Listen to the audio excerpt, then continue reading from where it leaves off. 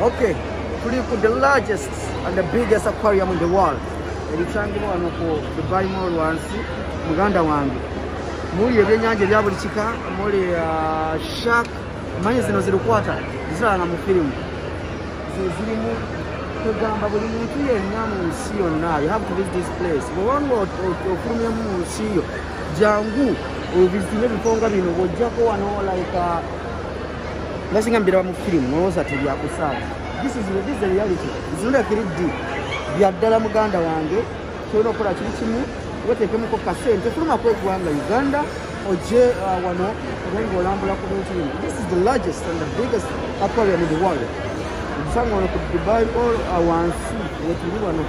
yona wansi oba makati gaayo omukulu otubeera wansi makati gaayo wansi wetuli ebyennyanja mwebiri ebya buli kika mulimu zishaka zirukwata zirabe zenene nga yakutteko eyekutte esegeera so muganda wange tambulamu eko kati ngaze mwonda wonyimiridde wano nga ndi ne mukalnet buli kimu kiba kya mukalnet global services esegeera tugamba face your goals with the purpose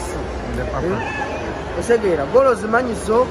zolina okufeesinga muganda wange so ekyambalo nga bwola bwenkyambadde byebyo bitegeeza muganda wange nga wakujja kukola kalimu abantu balage ekintu kutambuza kamera planinga balage waggulu awo ziri simu nyenye bateekayo biteeke ng'amataala naye oyinza okulowooza teri mu bbanga awo ezo simu nyenye simu mbi ebyo nawe njagala mbirabe naye abantu bajja wano bangi ndowooza kumuza nzaakoze amalunzi abantu bangi bajja wano ndowooza nti nzaakoze amalunzi abantu bangi bajja wano kubanga balambula so guys you should come and visit this place. It's very nice okutambulirako wali osasula kirabika okutambula okuyita awo nosemberera oyinga eri munda osasula okuyingira ate wano nkokuyita wano bano abayingira munda nebaba basasudde baba bagenda munda bayita no genda munda baba bayimirira wali okudda mu tube eri wansi awo so muganda wange kati ngenda kubambalambuza nga ntuuse mu tube eyo munda nawe tujja kuba tulambula tulabe ekiriwo so muganda wange kyolina okukola ngoberera mpolampola nga bwe tutambula mpolampola n'omukulu nkulaga aquarium but this is the Dubai Mall okutwalira wamu Dubai Mall ojja mulimu ebintu bingi ebyokushopinga mulimu awokugula engoye muli ebyokulya bintu bingi nnyo n'abazungu bali wano temulowooza ndizaakoze amalonzeka n'abazungu we bali so muganda wange kyolina okukola this is Dubai when you come to Dubai ate kati bwojja ngaoyambadde kino ekigatto n'ekinu baaba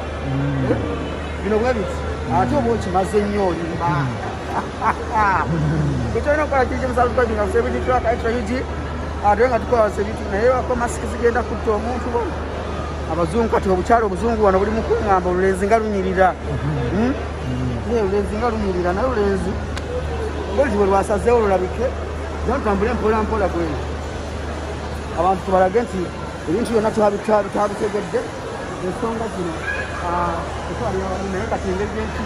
gyencakkalamu wano bwezi alanga ddala ekimu kyanazze nakyo bayingirira wali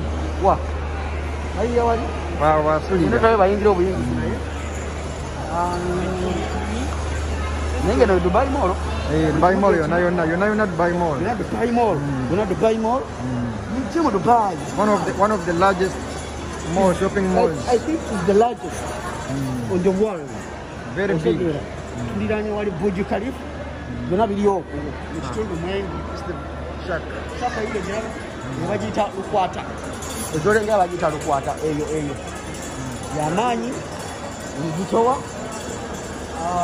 oba osiimi jemba je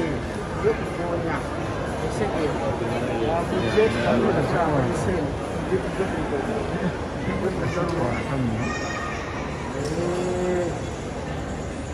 entrance to Dubai Aquarium and underwater zoo counter wosasulira wali erasulira awo so katudde eno mpolampola naye agende simba bubi mujje tumulwe ku Dubai mutambuleko ekyo mwana wamugambye kigonya